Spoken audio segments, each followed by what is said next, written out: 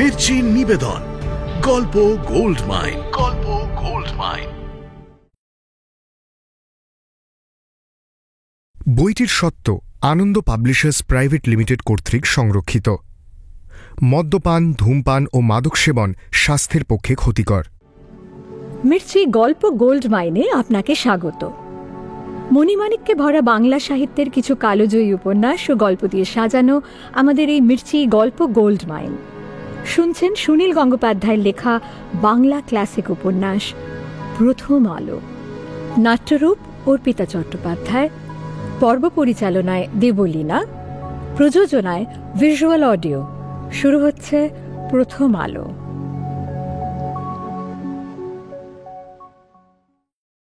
নতুন বৌঠান, এখন স্বর্ণদিদির বাড়িতে রোজ কত মজা হয়, কত গান হয়।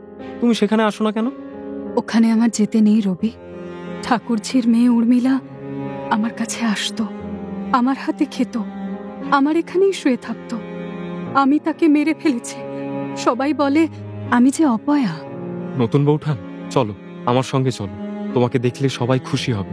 তুমি যাও রবি, তোমার দেরি হয়ে যাচ্ছে। আমার আড়ালে এবাড়ির সবাই গুজগুজ করে বলছে অপয়া অপয়া, ওই বউটা অপয়া।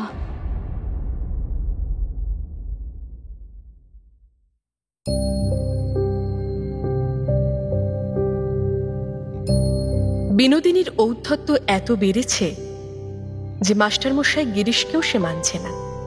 গিরিশ বুঝতে পারছেন এ আসলে বিনোদিনীর অভিমান আর ক্ষোভেরই প্রকাশ, তবু শিষ্যার এই দম্ভ মেনে নিতে পারছেন না। আবার নিজেও নাটক ছেড়ে চলে যেতে পারছেন না। নাটকই গিরিশের প্রাণ। সামনেই নামবে নতুন নাটক, কিন্তু বিনোদিনীর এই ব্যবহারে যে মাথায় রক্ত ওঠে। কি করেন তখন তিনি?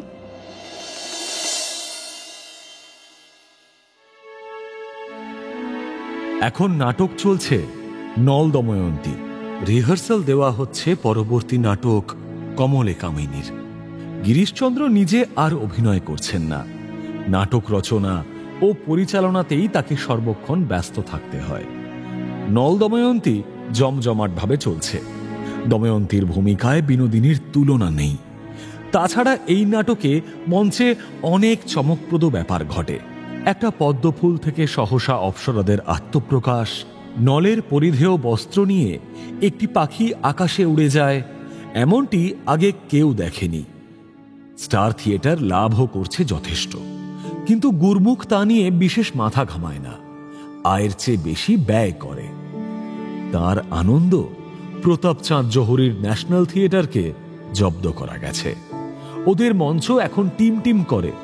নল দময়ন্তীর এখনো যথেষ্ট জনপ্রিয়তা, তবে গুরমুখ চায় ওটা থামিয়ে নতুন নাটক নামাতে। গিরিশচন্দ্র দ্রুত রচনা করেছেন কমলে কামিনী, কিন্তু তাতে বিনোদিনীর কোনো চরিত্র পছন্দ নয়। দময়ন্তীর মতন আর একটি জোরালো চরিত্র নেই।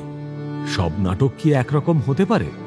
কমলে কামিনীতে বিনোদিনীকে দুটো ভূমিকা দেওয়া হলো, দেবী চণ্ডী ও খুল্লনা। তবু বিনোদিনী ঠোঁট উল্টায়। রাগ কমাবার জন্য গিরিশচন্দ্রের দুটি উপায় আছে। গুরমুখের সামনে বিনোদিনীকে ধমক দিতে পারেন না বলে তাঁর অহং আহত হয়, বুকের মধ্যে বজ্রপাত হতে থাকে। তখন তিনি নিঃশব্দে উঠে চলে যান। মঞ্চের পিছনে একটি অন্ধকার স্থানে গিয়ে আসন পিঁড়ি হয়ে বসে শ্যামা মায়ের নামে একটি স্তোত্র আবৃত্তি করেন। ক্রমশ তাঁর স্বর উচ্চ থেকে উচ্চতর গ্রামেও ওঠে, চক্ষু দিয়ে জল গড়ায়। এই সময় কেউ তার কাছে যেতে সাহস পায় না। এরকম সময় অবশ্য মদ্যপানে কোনো বাধা নেই। একদিন তার ওইরকম সাধনার অবস্থায় দেখা করতে এলেন ডাক্তার মহেন্দ্রলাল সরকার। অতিশয় ব্যস্ত ডাক্তার। বিজ্ঞান সমিতির জন্য তাকে অনেক সময় ব্যয় করতে হয়। তবু তিনি নিয়মিত থিয়েটার দেখতে আসেন। থিয়েটারে তার নেশা ধরে গেছে। ঘোর নাস্তিক তিনি, অথচ ধ্রুব চরিত্র নাটকের ভক্তিরসের গানগুলি শুনে তিনি অশ্রু সংবরণ করতে পারেন না। নল দময়ন্তী দেখতে দেখতেও সেই একই অবস্থা। দর্শকরা অনেকেই ডাক্তার মহেন্দ্রলাল সরকারকে চেনে। তারা অবাক হয়ে লক্ষ্য করে এই বদমেজাজি জাঁদরেল মানুষটিও নাটকের অভিনয় দেখতে দেখতে কেঁদে ফেলেন কিন্তু ভক্তিগীতি শুনে মুগ্ধ হওয়া আর ভক্ত হওয়া এক কথা নয়। মহেন্দ্রলাল এখনো ভক্তিবাদ থেকে অনেক দূরে। এক রাত্রে তিনি নাটক দেখার পর নাট্যকারের সঙ্গে সাক্ষাৎ করতে চাইলেন। গিরিশকে তিনি চেনেন অনেক দিন ধরে। মহেন্দ্রলাল মঞ্চের পাশের সিঁড়ি দিয়ে উঠতে উঠতে হেঁকে বললেন, গিরিশ, কোথায় হে গিরিশ? আজও গিরিশের মেজাজ বেশ খারাপ। বিনোদিনী একটা গোলমাল করেছে। পোশাক পরিবর্তনের অছিলায় বিনোদিনী একটি সিনে প্রবেশ করেছে 7 মিনিট দেরি করে। দর্শক বুঝতে পারেনি। সহ অভিনেতারা তাৎক্ষণিক সংলাপ যোগ করে চালিয়ে দিয়েছে। বিনোদিনীও প্রবেশের পর অভিনয়ে কোনো খুঁত রাখেনি। কিন্তু নাট্য পরিচালক তা মানবেন কি করে? গিরিশচন্দ্রের অন্তরাত্মা পর্যন্ত জ্বলে উঠেছিল। এর আগে এমন বেয়াদপি দেখলে তিনি বিনোদিনীকে ঠাস ঠাস করে চড় লাগাতেন। কিন্তু বিনোদিনীর অভিনয়ের সময় উইংসের পাশে দাঁড়িয়ে থাকে গুরমুখ। তার রক্ষিতার গায়ে কেউ হাত তুললে সে তাকে গুলি করে মেরে ফেলবে। গিরিশচন্দ্র তাই মঞ্চের পেছনে অন্ধকারে বসে শ্যামা মায়ের স্তোত্র উচ্চারণ করছেন। অন্য কোনো লোককে এ সময়ে গিরিশচন্দ্রের কাছে যেতে দেওয়া হতো না। কিন্তু মহেন্দ্রলালকে আটকায় কার সাধ্য? মহেন্দ্রলাল গিরিশচন্দ্রের কাছে গিয়ে থমকে দাঁড়ালেন। দারুণ অবাক হয়ে চেয়ে রইলেন একটুক্ষণ। গিরিশচন্দ্র চক্ষু বুজে দুলে দুলে স্তোত্র আওড়াচ্ছেন।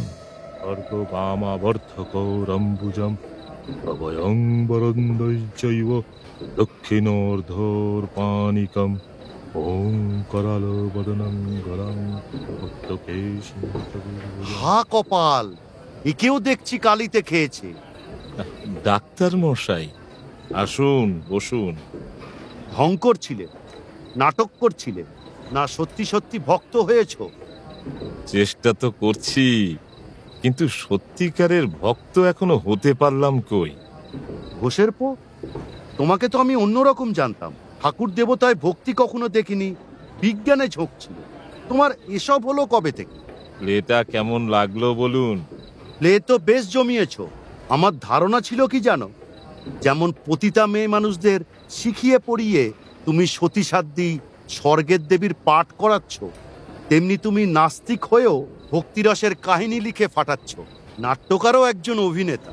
ডাক্তার মশাই, আপনি ঠিকই বলেছেন। আগে আমি কিছুই মানতাম না, কিন্তু আমার জীবনে একটা অলৌকিক অভিজ্ঞতা হয়েছে। সেই থেকে আমি... অলৌকিক অভিজ্ঞতা কি? শুনি শুনি।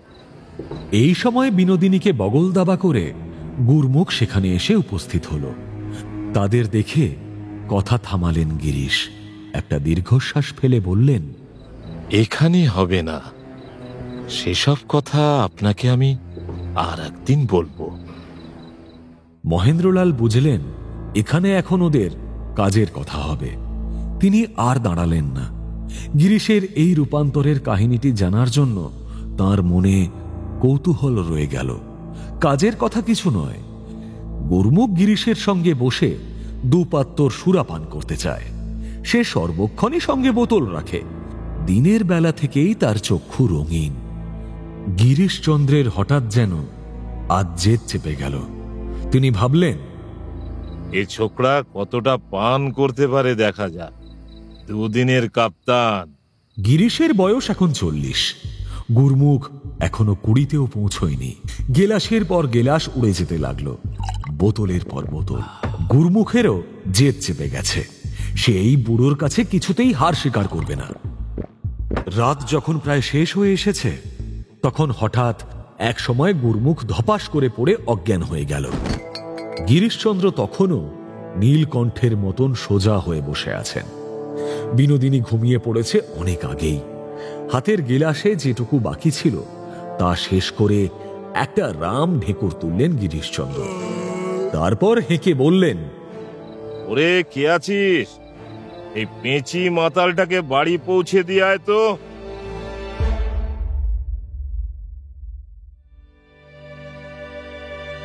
সাধারণত জ্ঞানদানন্দিনীর বাড়িতেই আড্ডার টানে সন্ধেবেলা অনেকে আসে। জ্যোতিরেন্দ্রনাথের তো প্রতিদিন একবার আসা চাই। কিন্তু সম্প্রতি আড্ডার কেন্দ্রটি স্থানান্তরিত হয়েছে অনেক দূরে উল্টোডাঙায়, স্বর্ণকুমারীর বাড়িতে। দেবেন্দ্রনাথের কন্যারা বিবাহের পর বাপের বাড়িতেই থাকে। তাদের স্বামীরা ঘর জামাই, এটাই রেওয়াজ। একমাত্র ব্যতিক্রম স্বর্ণকুমারীর স্বামী জানকীনাথ ঘোষাল। নদিয়ার জয়রামপুরের জমিদার বংশের সন্তান জানকীনাথ তেজস্বী পুরুষ। প্রথম যৌবনেই তিনি রামতনু লাহিড়ী ও যদুনাথ রায় প্রমুখের সংস্পর্শে এসে জাতিভেদ প্রথাকে অস্বীকার করে উপবিদ ছিঁড়ে ফেলে দেন। তার বাবা এজন্য তাকে ত্যায্যপুত্র করেছিলেন। দেবেন্দ্রনাথ একবার কৃষ্ণনগরে গিয়ে এই সুদর্শন যুবাকে দেখে তাঁর এক কন্যার সঙ্গে বিবাহের প্রস্তাব দিলেন। তার কন্যা স্বর্ণকুমারীও অসাধারণ রূপসী। জানকীনাথ রাজি হলেন, কিন্তু শর্ত দিলেন, বিয়ের পর আমি কিন্তু জোড়াসাঁকোর বাড়িতে থাকবো না, আর আনুষ্ঠানিকভাবে ব্রাহ্মধর্মে দীক্ষাও নেব না। শ্বশুরবাড়ির অদূরে শিমলেপাড়ায় সংসার পেতেছিলেন জানকীনাথ। এর মধ্যে তার পিতার সঙ্গে সদ্ভাব হয়ে গেছে। আবার তিনি জমিদার পুত্র, ফলে অর্থ চিন্তা রইল না আর। ধনী কন্যা স্বর্ণকুমারীকেও কোনো অভাবের মধ্যে পড়তে হল না। ওদের এক পুত্র, 3 কন্যা। পরিণত বয়সে জানকীনাথ বিলেতে ব্যারিস্টারি পড়তে গেলেন। সে সময় স্ত্রী পুত্র কন্যাদের রেখে গেলেন শ্বশুর বাড়িতে। তার কনিষ্ঠা কন্যাটি যতীন্দ্রনাথের স্ত্রী কাদম্বরী দেবীর খুব ন্যাওটা হয়ে ওঠে। সে সব সময় কাদম্বরীর কাছেই থাকত। নিঃসন্তান কাদম্বরীও তাকে বুকে আঁকড়ে ধরেছিলেন। কিন্তু একদিন 3 তলার সিঁড়ি দিয়ে নামতে গিয়ে 6 বছরের বালিকাটি পা পিছলে পড়ে গেল।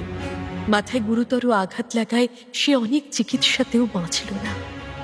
লন্ডনে জানকীনাথ তখন ব্যারিস্টারির অনেকগুলি পরীক্ষায় পাশ করেছেন, কিন্তু শেষ পরীক্ষা দেওয়া হল না। কন্যার মৃত্যু সংবাদ পেয়ে তড়িঘড়ি দেশে ফিরলেন। আবার যাবেন ভেবেছিলেন, তা আর হয়ে উঠল না। কিন্তু নানাবিধ সামাজিক কর্মের মধ্যে দিয়ে জানকীনাথ কলকাতার এক বিশিষ্ট নাগরিক হিসাবে গণ্য হলেন।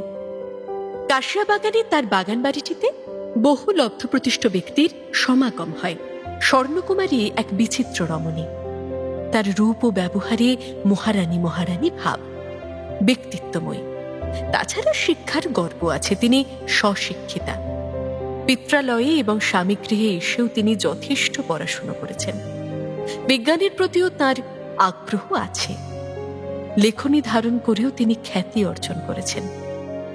ভারতী পত্রিকায় তার রচনা নিয়মিত প্রকাশিত হয়।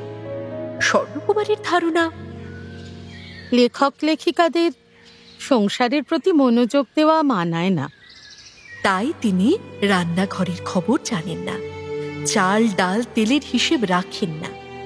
কয়েকটি পুত্রকন্যার জন্ম দিয়েছেন বটে, কিন্তু তাদের নিয়ে আদিক্ষেতা করার পক্ষপাতী তিনি নন। প্রতিটি সন্তানের জন্য একজন করে পরিচারক বা পরিচারিকা নিযুক্ত আছে। তারাই সর্বক্ষণ ছেলে মেয়েদের উপর নজর রাখে। অন্য জননীদের মতন সময় সময়ে ছেলে মেয়েদের কাছে ডাকা, তাদের গায়ে হাত বুলানো বা চুমু খেয়ে আদর করা ওসব স্বর্ণকুমারীর ধাতে নেই। ছেলে মেয়েদের সঙ্গে প্রতিদিন তার দেখাও হয় না। একবার তার তৃতীয়া কন্যা সরলা যখন ছাদের মার্বেল সিঁড়ি দিয়ে গড়াতে গড়াতে পড়ে গিয়েছিল একতলায়, মুখের 2 দাঁত ভেঙে রক্তারক্তি কাণ্ড, সারা বাড়িতে হইচই। সরলার নিজস্ব দাসীটি কেঁদে কেটে বলতে লাগলো, তার কোনো দোষ নেই। উপরতলার এক ঘরে বসে তখন সাহিত্য রচনা করছিলেন স্বর্ণকুমারী। তিনি একটুক্ষণ কান পেতে শুনলেন ও কোলাহলের কারণটা বুঝলেন। তবু নিচে নেমে মেয়েকে দেখতে গেলেন না, কারণ তিনি মনে করেন সাহিত্য রচনা এক প্রকার সাধনা। যখন তখন মনঃসংযোগ নষ্ট করলে এ সাধনার ফল পাওয়া যায় না। মেয়ে আহত হয়েছে তো কি এমন ব্যাপার?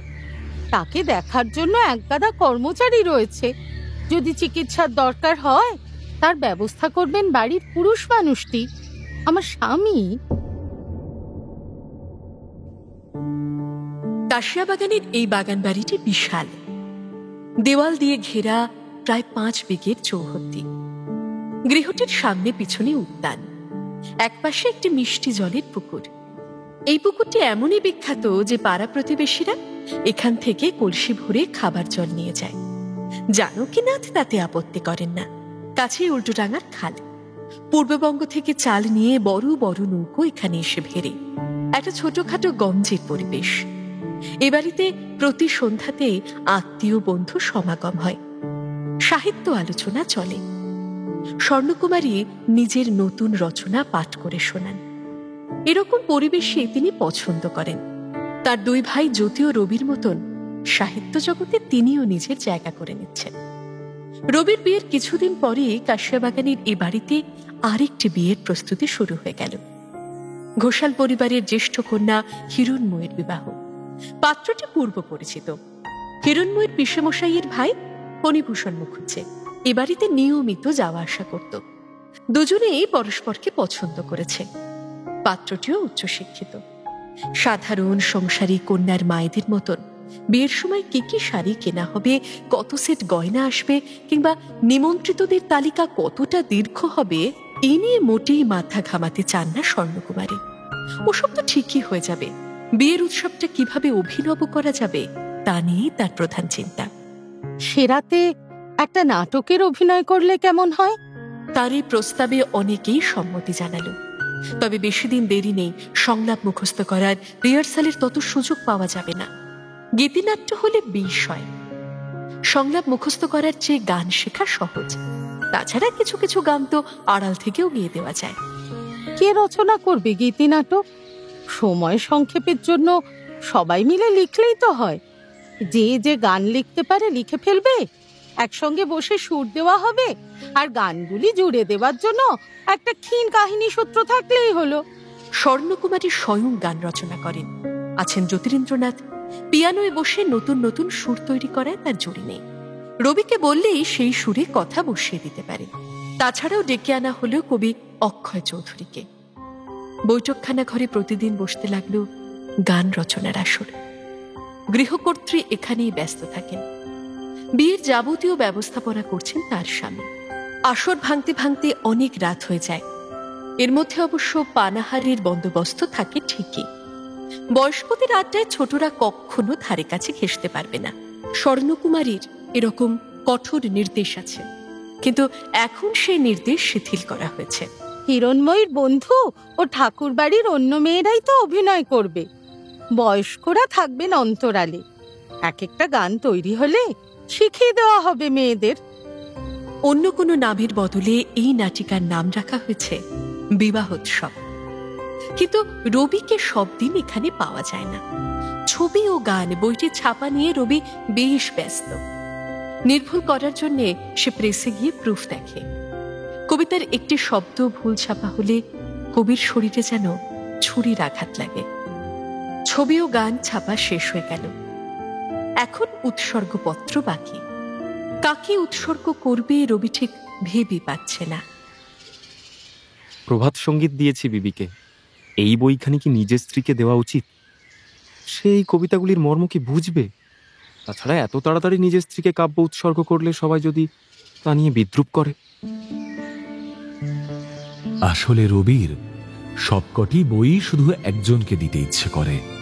সেই তো তার প্রতিটি কবিতা পড়ে, প্রশংসায় উচ্ছ্বসিত হয়, আবার অপছন্দের কথা জানাতেও দ্বিধা করে না। মান অভিমান, রঙ্গ কৌতুকে সেই তো এতদিন মাতিয়ে রেখেছে। এই কাব্যটির প্রায় প্রতিটি কবিতা রচনার সঙ্গে রয়েছে তার ব্যক্তিগত স্মৃতি। কিন্তু একাধিক বই তাকে উৎসর্গ করলেও যদি অন্য কেউ কিছু মনে করে? ভগ্ন হৃদয়ের শ্রীমতী হে যে কে তা অনেকেই বুঝে ফেলেছে। কিন্তু এই বইখানি যে আর কারুকেই দেওয়া যায় না। রবি প্রথমে লিখল, গত বৎসরকার বসন্তের ফুল লইয়া এ বৎসরকার বসন্তে মালা গাঁথিলাম। একটু ভেবে সে আবার যোগ করল, যাহার নয়ন কিরণে প্রতিদিন প্রভাতে এই ফুলগুলি একটি একটি করিয়া ফুটিয়া উঠিত, তাহারই চরণে ইহাদিগকে উৎসর্গ করিলাম। ঠিক করল, বাঁধাবার পর প্রথম কপিটি তো তার হাতেই তুলে দিতে হবে। ব্রাহ্ম সমাজ প্রেস থেকেই রবি সোজা চলে এলো জোড়াসাঁকোয়। ফেব্রুয়ারি মাস, শীত শেষ হয়ে গেছে, কিন্তু বসন্ত টের পাওয়া যায় না। এর মধ্যেই গরম পড়তে শুরু করেছে। কাদম্বরীর ঘরের দরজা খোলা।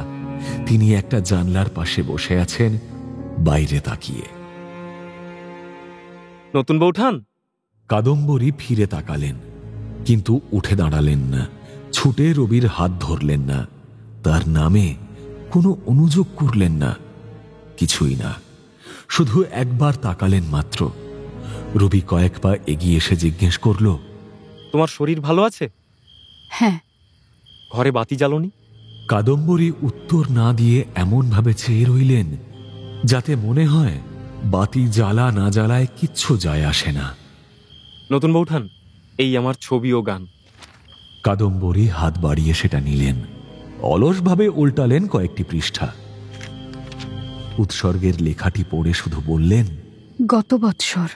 তারপর রেখে দিলেন বইটি একপাশে। এর আগে রবির অন্য যে কোনো বই পেলে তিনি উৎফুল্ল হয়ে প্রথমেই গন্ধ শুঁকতেন, প্রতিটি পৃষ্ঠা দেখতেন, কেন কোন কবিতাটি আগে দেওয়া হয়েছে, কোনটি শেষে, তা নিয়ে প্রশ্ন করতেন। এখন যেন তার কোনো উৎসাহই নেই। কেন যে এই অনাসক্তি, তার কারণটা রবি জানে, সেই জন্যই প্রশ্ন করতে সাহস করল না। কারণ জ্ঞানদানন্দিনী যে এর কাছ থেকে জোর করে রবিকে সরিয়ে নিচ্ছেন, এর স্বামীকে নিজের দিকে টেনেও নিরস্ত হননি। রবিকেও তার চাই, কাদম্বরীকে নিঃসঙ্গতার শাস্তি দিয়েই তার আনন্দ। রবি এটাও ভাবে যে নতুন বৌঠানেরও দোষ আছে। তিনি শুধু শুধু বাড়িতে বসে থাকেন কেন? স্বামীর সঙ্গে বেরোতে পারেন না? নতুন বৌঠান দিনের পর দিন এই ঘরে একা বসে থাকবেন? প্রতিদিন এরকম বিকেল সন্ধ্যাবেলা আমি কি তাকে সঙ্গ দিতে পারবো? এখন আমার ইচ্ছে থাকলেও পারবো না। সারা বাড়িতে ফিসফাস শুরু হয়ে যাবে। তাছাড়া রবিরও তো এখন অনেক বাইরের কাজ। আগের মতন কাদম্বরীর অভিমান ভাঙাবার মতন অনন্ত অবসর যে তার আর নেই। চন্দননগরে মোরান সাহেবের বাগানবাড়ির দিনগুলি এখন নিতান্তই এক সুখ স্বপ্ন। তবু নতুন বৌঠানের এই নিঃসঙ্গতা তার ভালো লাগে না।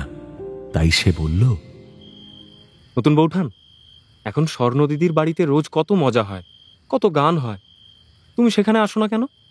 ওখানে আমার যেতে নেই রবি, আমি যে অপয়া। যা, এ কি বলছো তুমি? ছি!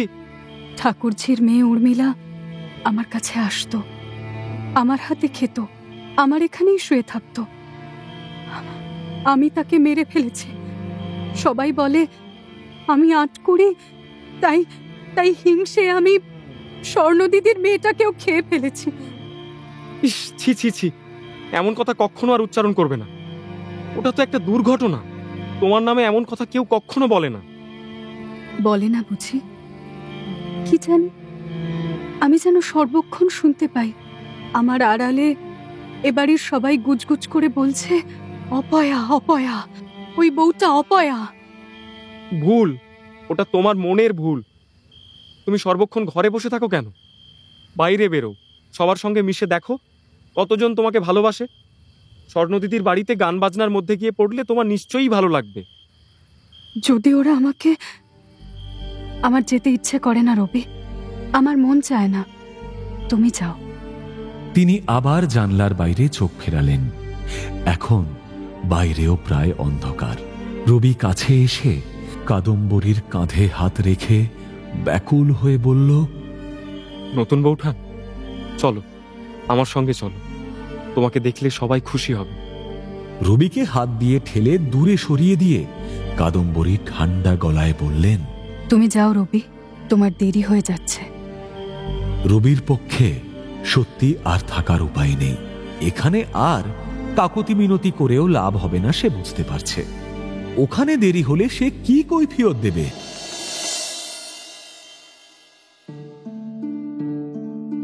কাশিয়াবাগানের বাড়িতে সেই সন্ধ্যায় সবাই বিশেষ করে রবির জন্য অপেক্ষা করছে। নাটকের এক জায়গায় একটা মোচড়ের জন্য নায়িকাকে দেখে নায়কের মোহিত হয়ে যাওয়া বোঝাবার জন্য একটা গান দরকার। কোনো গানই পছন্দ হচ্ছে না। স্বর্ণকুমারী বা অক্ষয় চৌধুরী 2-4 লাইন বলছেন, তা বাতিল করে দিচ্ছেন জ্যোতিরিন্দ্রনাথ। জ্যোতিরিন্দ্রনাথ বসেছেন পিয়ানোতে, মেঝেতে কার্পেট পাতা, তাতে বসেছে হিরণময়ীর সমবয়সী 8-10টি মেয়ে। স্বর্ণকুমারী ও অক্ষয়চন্দ্র বসেছেন 2টি সোফায়, সবার সামনে সামনে খাবারের প্লেট। রবি ঢুকতেই সবাই হৈ হৈ করে উঠল। কোথায় ছিলি রবি? আমরা চাতক পাখির মতন তোর জন্য বসে আছি। জুতো মোজা খুলে রবি কার্পেটে এসে বসল। ছোটরা তাকে পছন্দ করে, তার গান বেশি ভালোবাসে, কারণ রবির গান সহজ, সবাই বুঝতে পারে। অন্যদের গানের কথা বড় খটোমটো। অক্ষয় বাবু, ওকে সিচুয়েশনটা বুঝিয়ে দিন। জোড়াসাঁকো থেকে উল্টোডাঙ্গা পর্যন্ত আসতে আসতে রবির চোখের সামনে শুধু একটাই ছবি ভেসে আছে। মন ভরে গেছে বিষাদে। তার পক্ষে অন্য ভাব আনা এখন সম্ভব নয়। জ্যোতিরিন্দ্রনাথ পিয়ানো ছেড়ে এসরাজ নিয়ে বললেন, এই মিশ্র খাম্বাজের সুরটা কেমন দেখতো? রবি আচ্ছন্নের মতো প্রথম পংক্তি বলল, তারপর এসরাজের সুরের সঙ্গে সঙ্গে গিয়ে যেতে লাগলো। রবির চোখ ফেটে জল বেরিয়ে আসতে চাইছে। এমন আর কখনো হয়নি। নতুন বৌঠান একা বসে আছেন, সে তার পাশে বসে সঙ্গ দিতে পারল না। কিছুদিন আগেও এটাই তো ছিল তার শ্রেষ্ঠ আনন্দ। অন্য সব কাজ তুচ্ছ। অন্যে কে কি ভাববে এমন কথা তো তার আগে কখনো মনে আসেনি। আজ নতুন বৌঠান তাকে দূরে ঠেলে দিলেন। সেও তো চঞ্চল হয়ে চলে এলো। রবির মনে হতে লাগলো, এখানে সবাই কত আনন্দ করছে, কেউ তো একবারও জিজ্ঞেস করে না নতুন বৌঠান আসে না কেন। জ্যোতি দাদা জাহাজ নিয়ে সারাদিন ব্যস্ত, সেখান থেকে সরাসরি চলে আসেন এ বাড়িতে। গাড়ি পাঠিয়েও তো নতুন বৌঠানকে আনাতে পারতেন। কারুর মনে পড়ে না সে কথা। তিনি অন্ধকার ঘরে চুপ করে একা বসে আছেন। ওই জানলার কাছে বসে আছে, করতলে রাখি মাথা।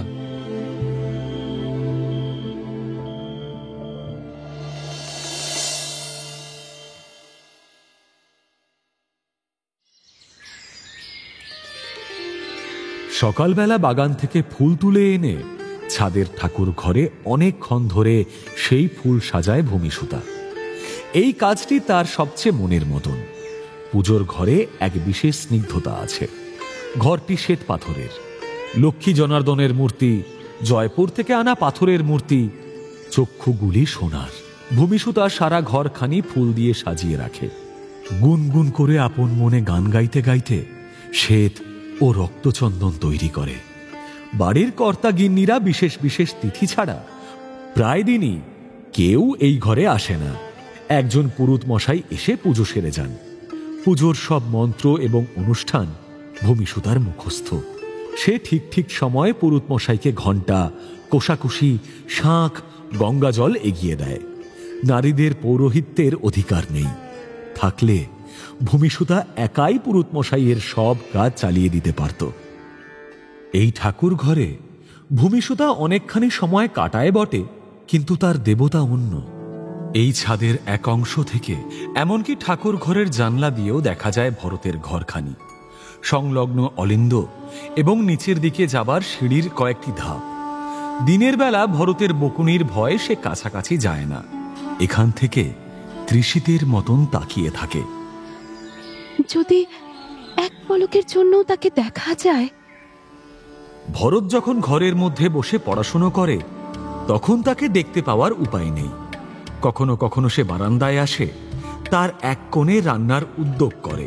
সেই সময় তার পিঠ কিংবা মুখের একপাশ দেখতে পেলেই ভূমিসুতা ধন্য হয়।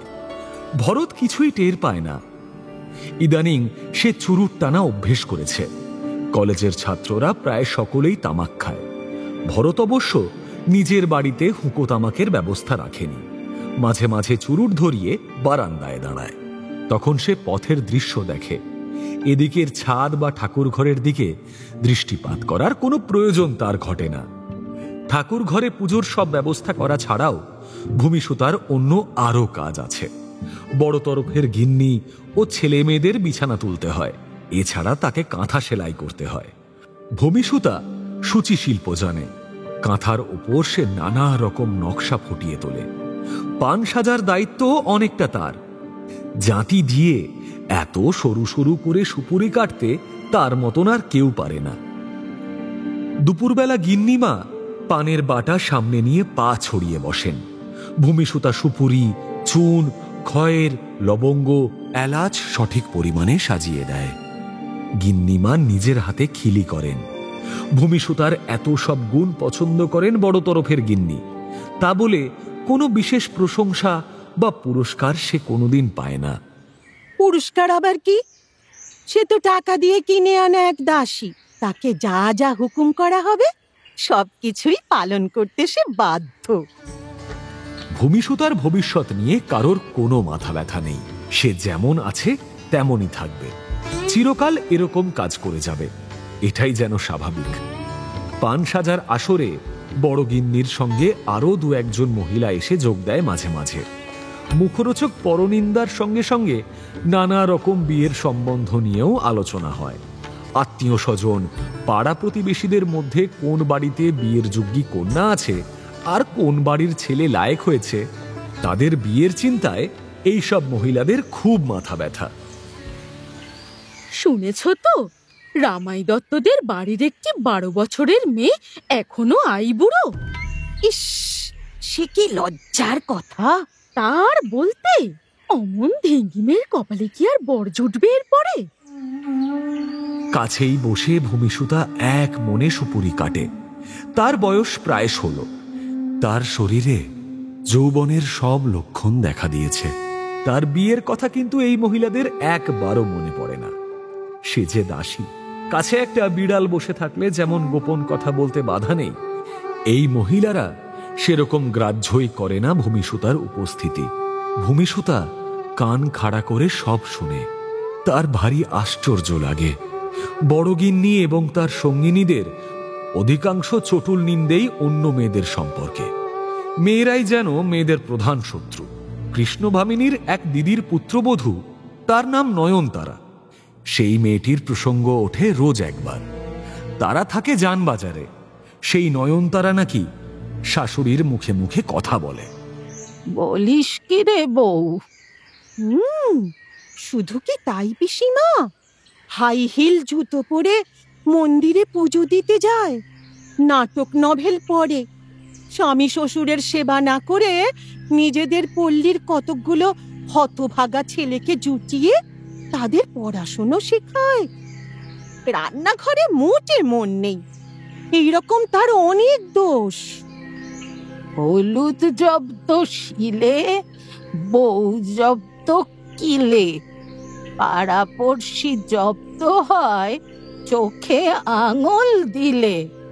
হ্যালা ভামিনী, তোর দিদি ওই বউটাকে ঝেঁটা পেটা করে না কেন?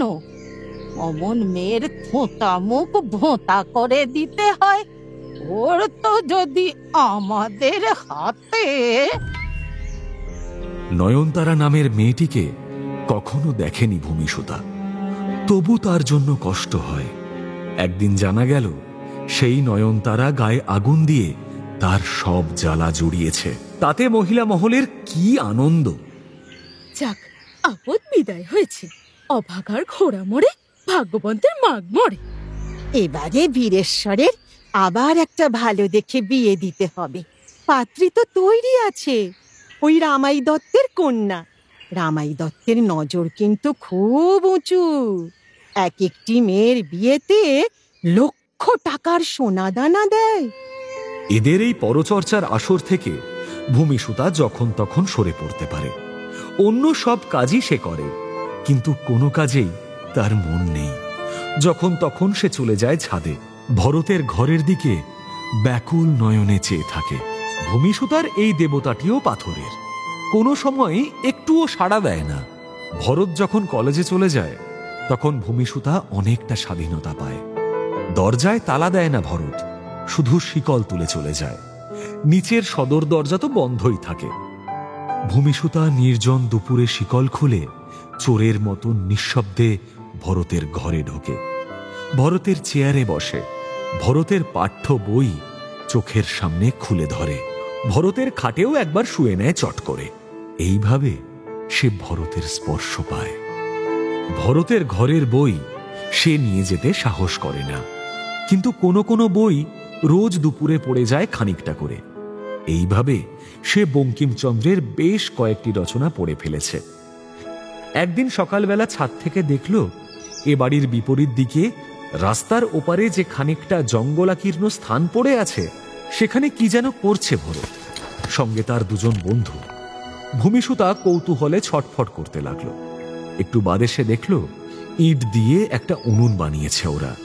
তাতে কাঠ গুঁজে আগুন ধরাবার পর প্রথম কিছুক্ষণ গল গল করে ধোঁয়াই বেরোলো শুধু।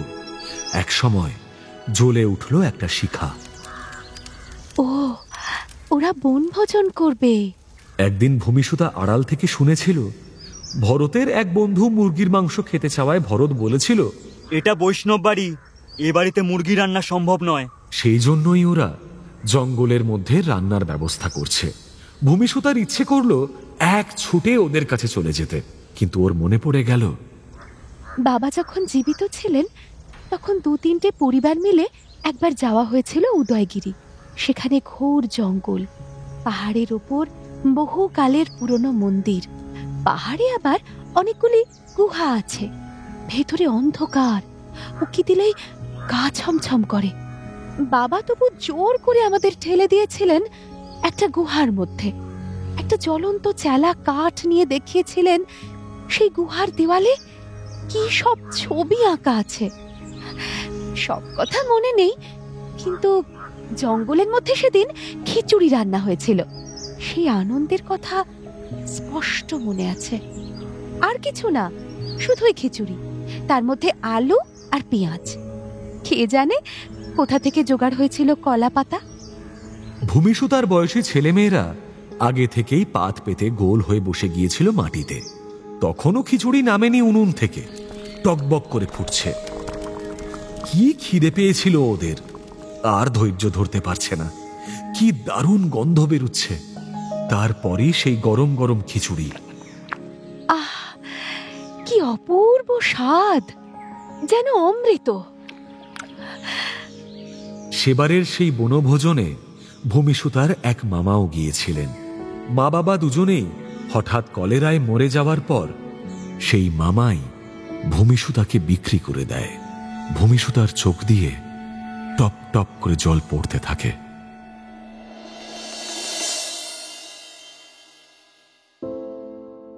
গিরিশের সঙ্গে পাল্লা দিয়ে মদ্যপান করতে গিয়ে জ্ঞান হারানোর পরে গুরমুখ সেই যে শয্যা নিল, দিন 10 আর উঠতে পারল না শয্যা ছেড়ে।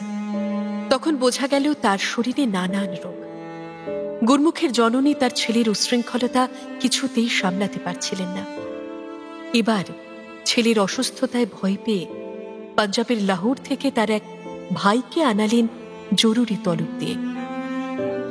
গুরমুখের সেই মামা এক বিশাল দেহী ব্যক্তিত্ব সম্পন্ন পুরুষ। তিনি এসে সংসারের হাল ধরলেন এবং হুকুম জারি করলেন যে বিনোদিনীর সঙ্গে গুরমুখের কোনো সম্পর্ক রাখা চলবে না এবং থিয়েটারের ব্যবসা অবিলম্বে বন্ধ করে দিতে হবে। কোনো ক্রমে একটু সুস্থ হয়ে দুর্বল শরীর নিয়ে গুরমুখ একদিন উপস্থিত হল স্টারে। সকলকে সমবেত করে সে প্রস্তাব দিল, বিনোদিনীকে এই থিয়েটারের অর্ধেক মালিকানা লিখে দিব, বাকি অর্ধেক যে কেউ কিনে নিতে পারেন। কেউ কিছু বলার আগে গিরিশচন্দ্র প্রতিবাদ জানালেন। প্রথমে তিনি বিনোদিনীর দিকে তাকিয়ে নরম গলায় বললেন, তোর কাছে এই প্রস্তাব যতই লোভনীয় হোক, তবু তোর ভালোর জন্যই বলছি। বিনোদ, তুই রাজি হোস না। তুই শিল্পী, তোকে সব সময় অভিনয়ের উন্নতির কথা ভাবতে হবে। নাটক যাতে সর্বাঙ্গ সুন্দর হয় সেই চিন্তা করতে হবে। মঞ্চের ব্যবসা চালানো কি তোর কাজ? সর্বক্ষণ টাকা পয়সার চিন্তা মাথায় রাখতে পারবি? রাখতে যদি পারিস তাহলে তুই আর শিল্পী থাকতে পারবি না। কোনটা চাস তুই? ওসব আমাদের কাজ না বিনোদ। আমায় যদি কেউ বিনে পয়সাতেও দেয় তাহলেও আমি কোনো থিয়েটারের মালিক হব না। আর শোনো গুরমুখ, তুমি যদি বিনোদকে মালিকানা দাও তাহলে কালই দল ভাঙবে, স্টার নষ্ট হয়ে যাবে। বিনোদ একজন নটি, তার অধীনে অন্য নটনটিরা কাজ করতে চাইবে না। গুরমুখের আর সে তেজ নেই, গলার স্বর চিচি করছে। পারিবারিক তাড়নায় সে যত তাড়াতাড়ি সম্ভব থিয়েটারের দায় থেকে মুক্ত হলে বাঁচে। এখনই সে সবকিছু বিক্রি করে দিতে চায়। বহু ব্যয় নির্মিত এই রঙ্গমঞ্চ, শেষ পর্যন্ত দরাদরি করে রফা হলেও মাত্র 11,000 টাকায়। সঙ্গে সঙ্গে কয়েকজন টাকা জোগাড় করে নিয়ে এলো। গিরিশচন্দ্রেরই মনোনীত 4 জনকে স্বত্বাধিকারী নির্দিষ্ট করে রেজিস্ট্রি হবার পর স্টার হল শিল্পীদের নিজস্ব রঙ্গমঞ্চ।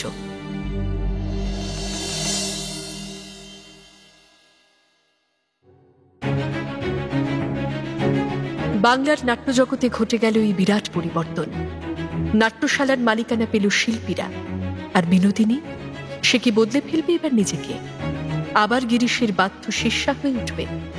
অন্যদিকে ভূমিসুধা কি করবে? বনভোজনের টানে কি নিয়ম ভেঙে ছুটে যাবে ভরতদের কাছে? কি ঘটবে তারপর?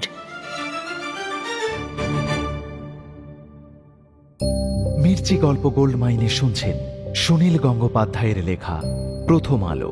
উপস্থাপনায় শিবাশিস বন্দ্যোপাধ্যায়, নাট্যরূপ অর্পিতা চট্টোপাধ্যায়, পর্ব পরিচালনায় দেবলীনা, মুখ্য চরিত্রে কথক অর্ঘ্যমাল্য মাইতি ও পিয়ালি পাঠক, মহেন্দ্রলাল নরেন ভট্টাচার্য, গিরিশ জয় মুখার্জি, জানকীনাথ সৌরভ দাস, স্বর্ণকুমারী কেয়া মুখার্জি, রবি সৌমেন চক্রবর্তী, কাদম্বরী বুলবুল বিশ্বাস চক্রবর্তী, জ্যোতিরিন্দ্র অভিষেক মুখার্জি, ভূমি সুতা দেবশ্রী মুখার্জি, গুরমুখ শুভায়ন রয়।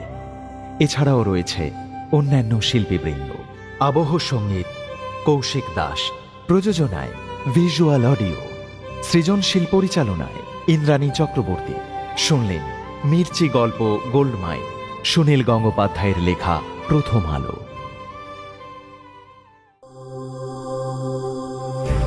মির্চি নিবেদন গল্প গোল্ডমাইন। গল্প গোল্ডমাইন।